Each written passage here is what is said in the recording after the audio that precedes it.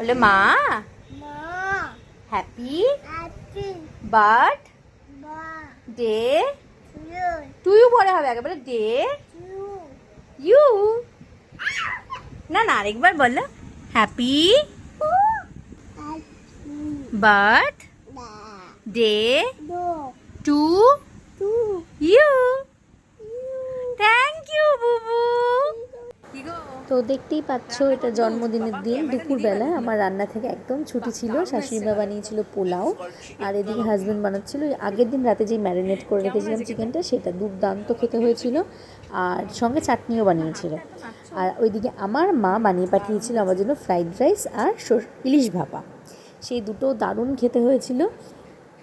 যেহেতু শনিবার ছিল সেহেতু আমাদের বাড়িতে যাওয়ার কোনো প্রশ্ন ছিল না, কারণ ওদিনকে নিরামিষ ছিল, তাই মা আগের দিন রাত্রেবেলায় কেক কাটিং হওয়ার সময় নিয়ে এসেছিলো। আর খাওয়া দাওয়ার শেষে পান না হলে কিন্তু একদম ইনকমপ্লিট, তো পানটাও ছিল। বিকালবেলা আসছে আসর আকর্ষণ।